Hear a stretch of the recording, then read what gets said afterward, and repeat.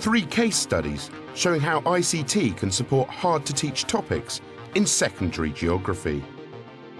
Using data loggers to investigate a local microclimate, a virtual field trip of a changing part of town, and using readily available geographic information systems across the school.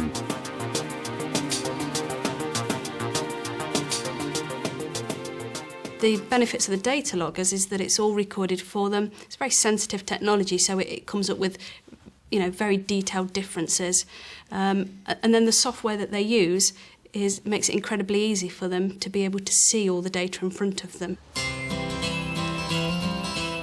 This Year 10 geography class is going out into the school grounds to carry out a geographical investigation.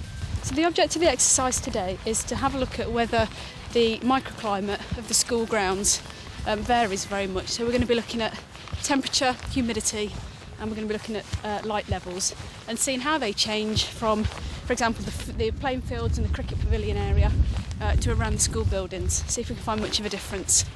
So what we're going to do then, now we're out here, we're going to go and take our readings. You should have with you your data loggers, and in some cases you've got a digital camera to take a shot of the site as well. There are 10 locations around the school site, and the students are going to take readings at each one. Some of the sites are shaded by trees. Some are near buildings, and others are out in the open sports fields. Right lads, how are you getting on? Yeah. It's saying it's 5 Celsius. 56.8 is the humidity. The handheld logger stores the data until it can be analysed back in the classroom. Been getting like warmer ones, like when we were higher up, and by the trees we got cooler. The temperature's 7.4. It's a bit higher because of the sun. And the humidity is 47.8.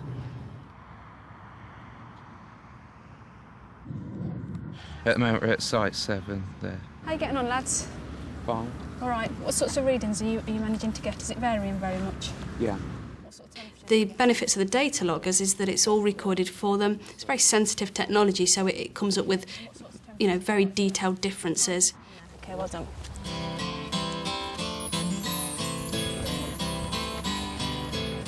At 59.9 humidity and 5.2 Celsius. The nice thing about this activity was we could do it all on our school site. Got to go through there to find something. We've got quite a nice school site, quite a lot of fields and greenery around us, and so taking the students out, they get a real feel for what it's like to be out in the field. It's 7 degrees. The humidity's near 53.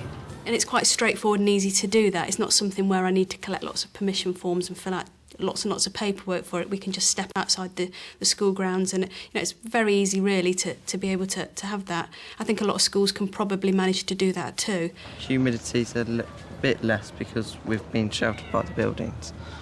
Really surprised because I never thought it was like how much difference a building could make with the humidity and the temperature. They start to come up with some explanations for the different readings they're getting at different locations.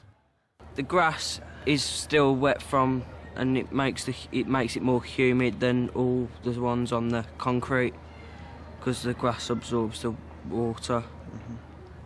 The humidity's higher here than it is where the tarmac is and where this building surrounded it, because the moisture in the grass and soil so the humidity's higher here. The lesson that we've been doing today fits into a physical module on weather and climate, and the students have been looking at changes in climate over a very short distance. The benefits of doing it in this way, there are a few benefits really. One of them is the students really understand and remember what they've done because they've been out in the field. And another one really is it just increases the enjoyment of this particular topic. Now, just for your information, in your packs... So the data that the students collected was stored on their data loggers, and the first thing that we had to do when we came back to the classroom was retrieve the data from the data loggers.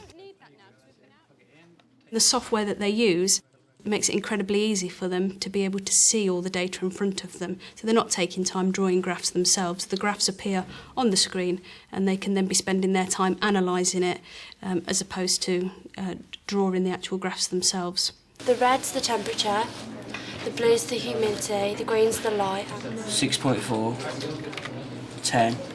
They then copy the data they've collected into a GIS program. 6.4. 4.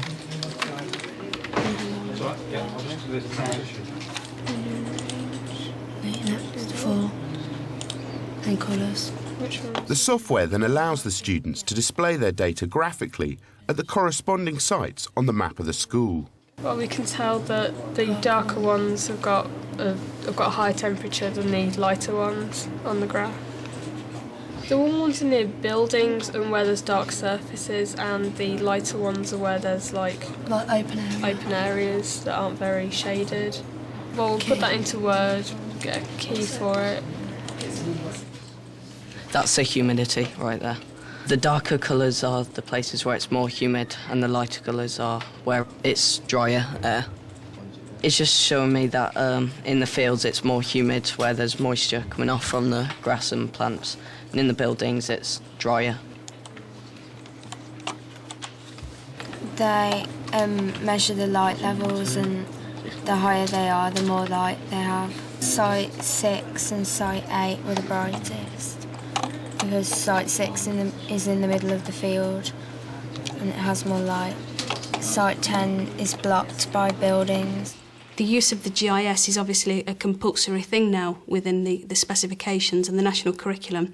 So it's quite a nice way to get the students getting used to using GIS, and it's them using computers for a purpose rather than using computers for the sake of it, which is, I think, a traditional problem that there's been with use of computers in geography. The hottest sites tend to be by the buildings and on the playground because it absorbs the heat and then radiates it back out into the area where it is. But that one is hotter as well because the sun's directly on it. In a relatively short space of time, the students were able to come up with some quite complex patterns that they managed to find when they were out in the field. So in the space of an hour and a half, they were able to go out, collect the data, come back, put it into the computer system and analyse it and come up with some really good results.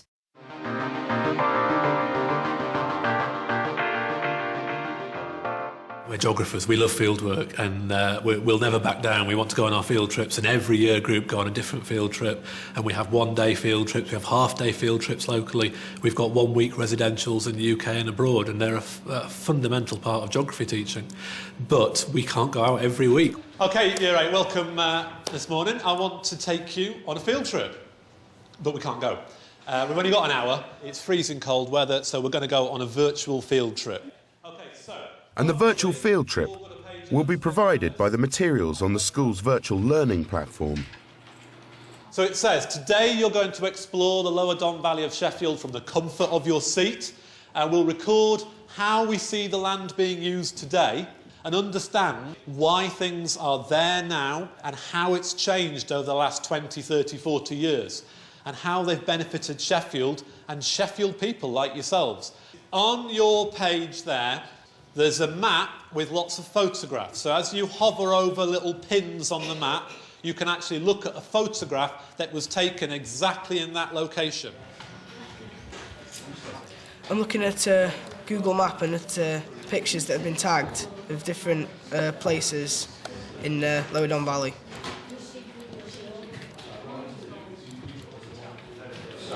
It comes up on Sheffield Arena. The pictures were taken by a previous Year 8 group around the Don Valley area of Sheffield. And they've been linked to an interactive map so these students can explore the area for themselves. That one's going to be Meadowall because it's like a big building. There's lots of leisure stuff. And in the retail part there's more things to do. Just scroll a little bit out of where you were.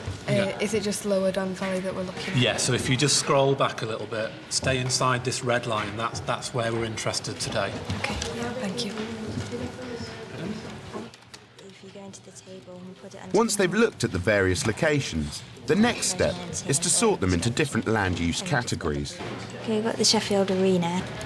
Probably leisure and entertainment because you can go and see shows there.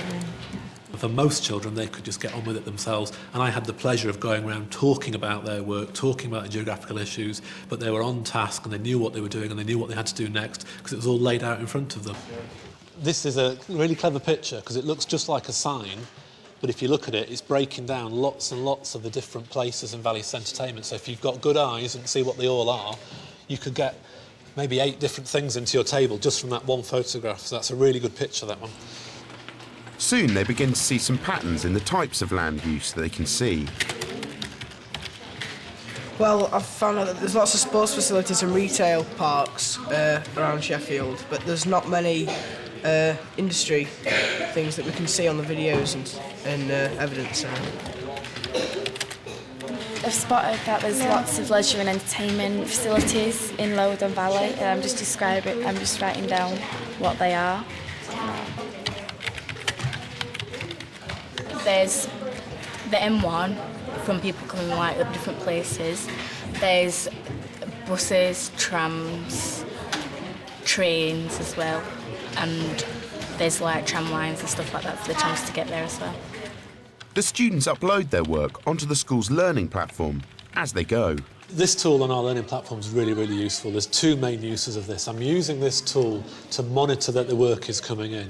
So at the end of the lesson, I can see that everyone's submitted their work. But as they're working their way through tasks 1, 2 and 3, I know when to move the class on. When people are mostly finishing one task and I need to introduce the next task, I can see how many have done it. Because sometimes teachers are pushed on, the pace of lesson is pushed on by the fastest who are asking for more work, and others get left behind. Whereas here I can move the lesson on at the right speed for the whole group. But the beauty of it being, the faster children can move on to task 2, task 3, task 4 if they're ready, and I can actually see their work that they're doing.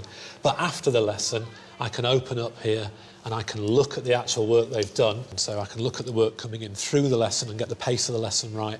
But afterwards, I can mark this from home. I don't have to carry any books home, any piles of work home. I can't lose their books. It's all on here. Wherever I find myself working with the internet, I can click on their work, look at what they've done and send them their feedback back. The students go on to look at other images of Sheffield on their virtual tour, of how the Don Valley used to be. When the steelworks was closed down, a lot of people lost their jobs and families were like losing out on money. And but then when the national government decided to build like Meadow Hall and entertainment, like people got some jobs, and like it was used well because a lot of people came to it, and they still do now.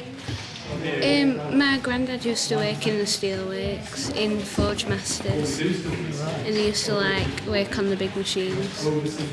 And what they've done before this lesson is they've been looking at Sheffield and urban regeneration issues, and where we've moved on to by the end of this lesson is looking at the engines for change and what do local and national government use to stimulate redevelopment of depressed city areas. Looking at the World Student Games. Right, so it says write how it has an impact on your own life. So I'm going to write how it's made lots of, because they had to build lots of sports facilities. Now we've got loads that we can use now, and hopefully we can use that for the Olympics and train people so they can be in them.